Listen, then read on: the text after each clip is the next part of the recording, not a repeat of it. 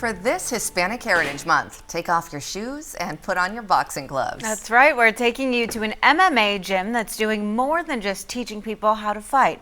Karasu Tango Academy in Nashua is creating a strong community for some Latinos. I think fighting is an art. You know, we're all here to elevate each other. It's a discipline. Karasu Tango Academy is all about having a fighting spirit both on and off the mat. Once I stepped in my first class, my outside life started getting better as well. 3 years ago, Mike Woods-Jolliker signed up at KTA Academy. The Nashua-based gym gave the then 18-year-old just the outlet he needed. I got in some trouble, you know, like with the law and stuff, and was just around the wrong people and putting my energy in bad places. Fast forward, and the amateur MMA fighter is now reaching a high point in his career. I fought September 15th. The first day of Hispanic Heritage Month was Jolliker's 21st birthday. That's also when he won the 145-pound amateur title at Combat FC in Wilmington, Massachusetts. What a lineup of events, and yeah, biggest fight of my life. Jolliker says KT Academy gives him a community filled with other Latinos, including head coach Walter Cotito.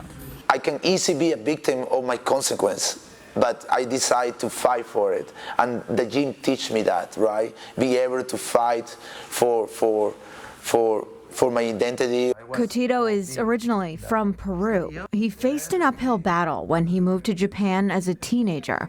Despite the different culture, he embraced MMA and competed in professional tournaments. I was able to fight around 14,000 people. From Brazilian Jiu-Jitsu to Thai kickboxing, Cotito brought all of the skills he learned overseas to the Granite State, opening Karasu Tango Academy in 2020. I believe on the people of New Hampshire. I want to truly become their team. We wanted to represent them. More than 3 years later, Cotito now has over 100 fighters at all levels. Some even help him at KT Academy. Julian Menjivar is one of my coaches. He's working with me with a lot of the things. Julian Menjivar is an amateur MMA fighter, instructor, and soon-to-be father. His story started when he was just a boy in El Salvador. My dad was murdered for MS-13. Since that, my mom had to take care of me and my sister. My sister was 1 year old. I was 5 years old.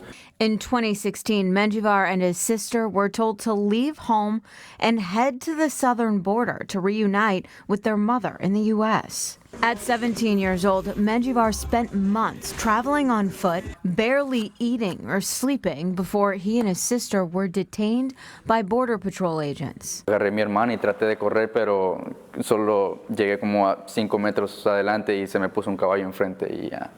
A relative with American citizenship took custody of Menjivar, making it possible for him to earn his green card and legally live in the U.S. I came back to El Salvador like 1 year ago, and then when I asked one of my friends about my other friends, most of them were killed or in jail or in gangs. Now, Jolliker, Cotito, and Menjivar are all in New Hampshire working to empower the next generation of Latinos and fighters at Karasu Tango Academy. To be a good fighter, you have to be a good person. And head coach Cotito says KT Academy is working to create a program with the Boys and Girls Club of Sauhegan Valley to introduce more kids to MMA. He says the goal is to teach the next generation how to be a leader in their own community.